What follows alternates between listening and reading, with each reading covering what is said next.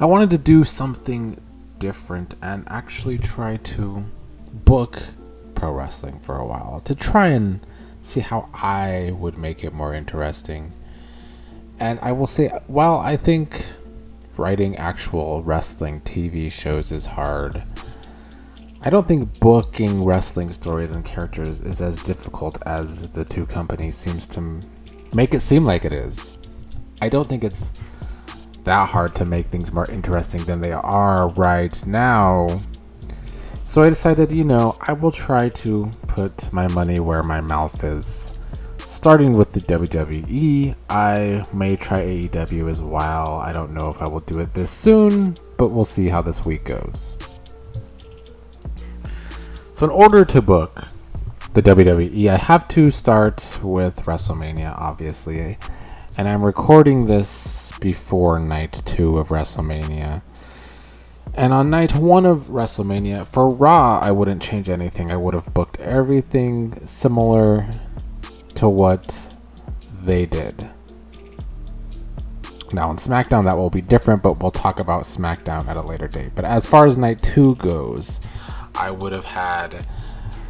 I don't know what matches are actually going to be on because we saw one match cut from night 1. But anyways, I would have Lashley over Amos. And I would have RK Bro retain the Raw tag titles. And this goes to SmackDown. But I would have Sami Zayn defeat Johnny Knoxville. Sasha and Naomi win women's tag titles. I would have the Pat McAfee and Austin Theory match end in a double countout, which I will get to on SmackDown. AJ Styles over Edge. And then I would have Roman Reigns win over Brock Lesnar to become the double champion, to unify the titles. This is how I would have booked the Roman Reigns Lesnar ending, not sending the fans home happy, unlike on night 1.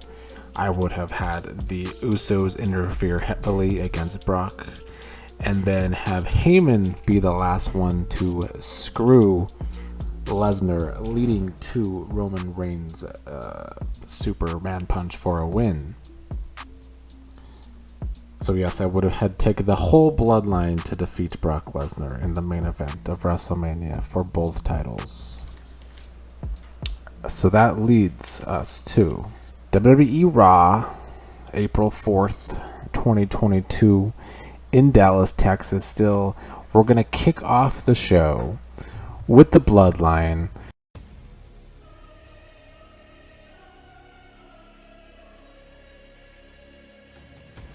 Roman Reigns out with the Usos and Paul Heyman.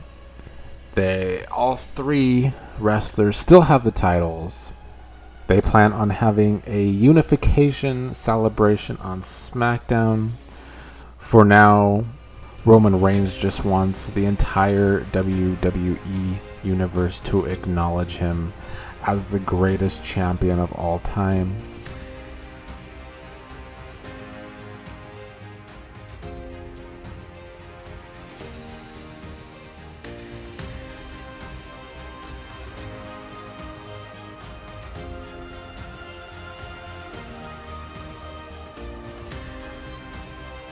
Heyman says that Brock should never show his face again. But of course, we have to cut to Brock Lesnar arriving to the arena. Roman does not want Brock to ruin his night, and he won't let them. He tells the Usos and Heyman that he has a game plan, and they start to head to the back. So then at this point, we could have the announcers hyping up the night. There will be a U.S. title match tonight between Finn Balor and Damian Priest. Bianca Belair will celebrate her Raw Women's title win, and Cody Rhodes will be speaking later tonight. Before we head to the first commercial, we cut to Veer Mahan, who is walking through Ranchland in Texas. He finally arrives at Raw tonight. And soon, your kingdom will become mine.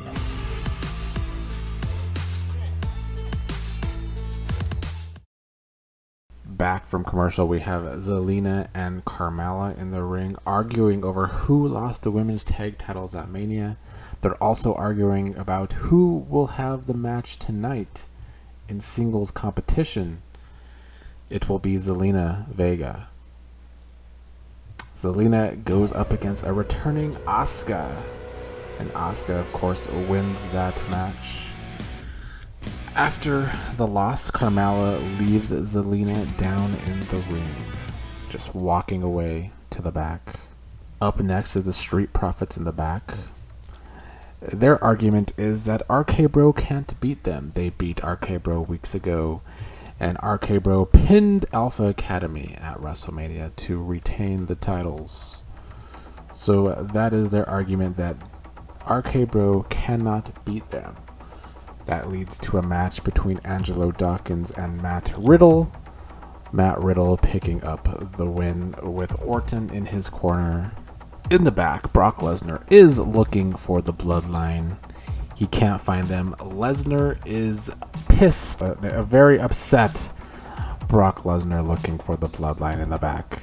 Up next to end our one of Raw is the U.S. title match, Finn Balor versus Damian Priest. Now, WWE's been booking Finn crappy since he won the title, and we're actually going to continue that trend again, because I feel like because of the bad booking, Finn Balor needs to be built up again. So Damian Priest will defeat Finn Balor to win the U.S. title, and thus end hour one of Raw. We will begin hour two with an upset Finn Balor in the back, running into an equally upset Edge. Edge is upset about his loss at WrestleMania against AJ Styles. You think you know me? You never did. And that leads Edge to go out to the ring. This would be a promo where Edge is upset with himself and upset that he, let himself turn dark, and upset that he had to push AJ to that dark point as well at WrestleMania to defeat him. He wants AJ to come out so he can apologize to AJ for bringing them both to this point. Edge apologizes face to face with AJ.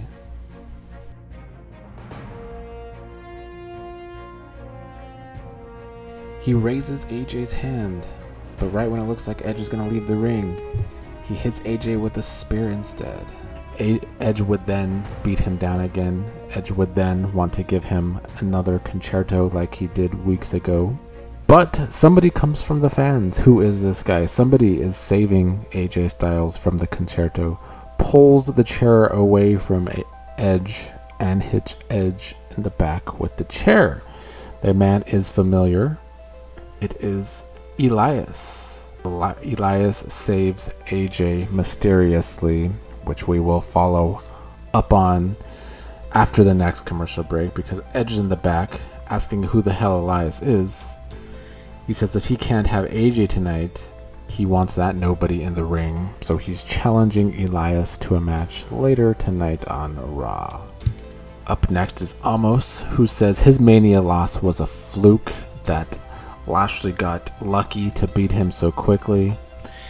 So Amos makes an open challenge to anyone in the back, and this will be Gable Stevenson's debut match on Raw. They even brought out Gable at WrestleMania, so they're clearly very high on this guy. I guess this guy could be their version of Kurt Angle in some way. I have no idea how he will be on the mic, though. That will be a lingering question. But for now, I will give him his debut win, pretty much a squash over Almost. After Almost was squashing a bunch of people for months, he's getting squashed 2 nights in a row from me. But we'll see where I go with Almost. He's a hard one to know what to do with, but Gable Stevenson needs a big win in his debut, and I think this is it. Up next in the busy second hour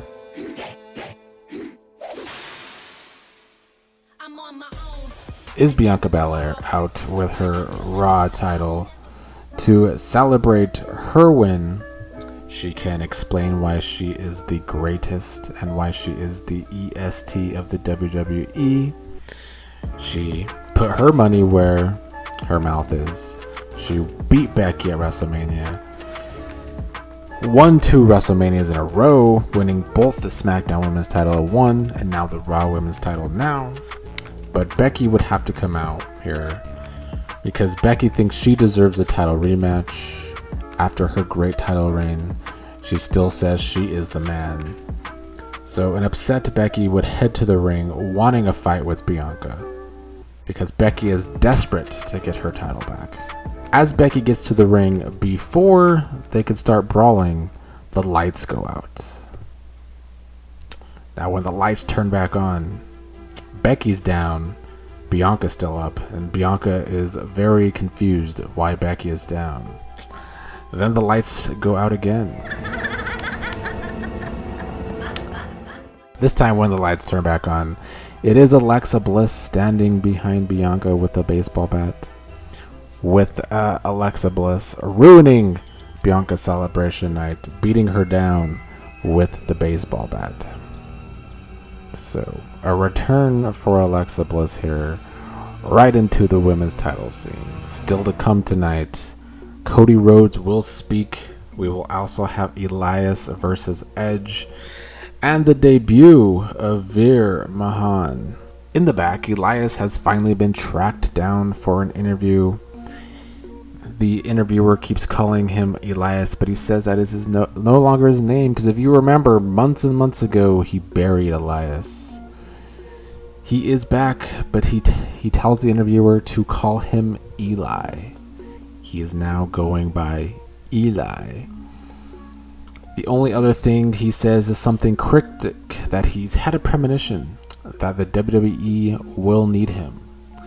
Eli then walks away. We have a matchup next. Rhea Ripley versus Nikki ASH.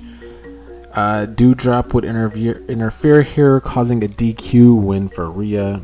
But Rhea would then beat them both down. So Rhea would beat up Nikki and Doudrop to end that segment. The final segment of the busy second hour is The Miz out. The Miz out to gloat about beating the Mysterios. Miz is taking full credit for beating the Mysterios, like Logan Paul was not even there. He says he doesn't need Logan Paul.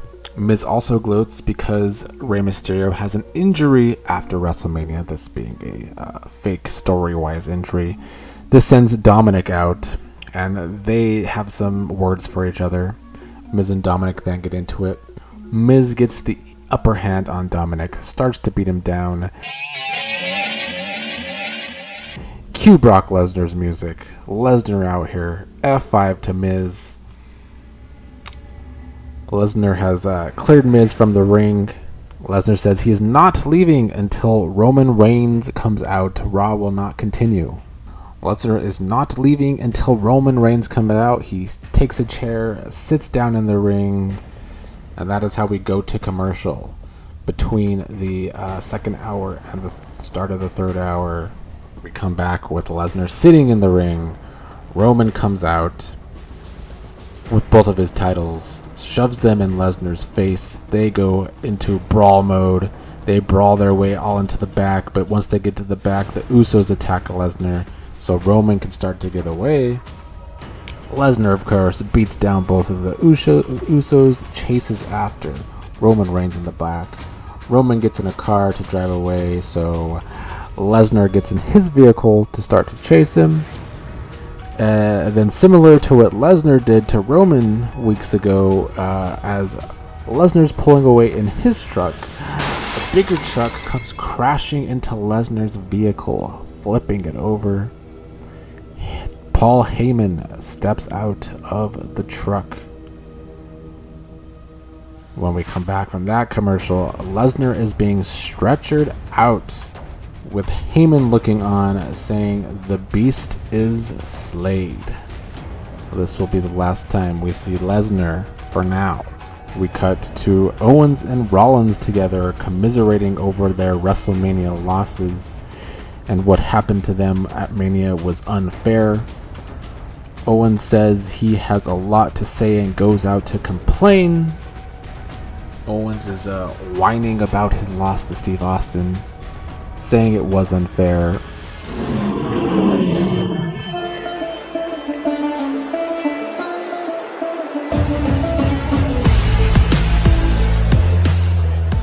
Cue Veer Mahan's music. This is Veer's debut. Veer wants Owens in a match tonight. Veer Mahan would go over a very frustrated Kevin Owens. So Veer making an impact, beating Owens here on his first Raw. Veer says he will not tolerate whining in his kingdom. Up next is a quick match between Tozawa and Tamina versus Reggie and Dana Brooke. Reggie and Dana Brooke would get the win. Dana Brooke is still the current 24/7 champion. One of the last Raws, Dana Brooke and Reggie got engaged, story-wise. Not ready to follow up on that yet, but I gave him a match. Up next is the main event match, Eli versus Edge, with Eli getting the win over Edge. Edge being just in shock and disbelief after the match. Eli disappearing into the crowd after the match. So a big win for Eli's return. As you can see, I'm just trying to give some returning people and some new faces big wins tonight so that their debuts or re-debuts actually matter. But we end the show. Wrestling has more than one royal family. Cody Rhodes coming out to talking about how he bet on himself to have this triumphant return to the WWE. He then talks about false prophets and how they're everywhere. Maybe take a shot there. But during Cody Rhodes' talk, Time to play the game. Time to play the game. when Cody started AEW, he had a lot of shit to talk about Triple H. He broke the whole throne thing. So this is Triple H confronting Cody. But while they're having some words, out comes Tommaso Ciampa. And Ciampa beats down Cody from behind. Triple H looking on proud at Ciampa beating down Cody Rhodes. Cue Seth Rollins music. Rollins comes out, gives Cody a curb stomp, and then we end the show with Rollins screaming at Cody Rhodes that he doesn't belong here. So, setting up Cody Rhodes as an outsider to the WWE, thanks to Triple H.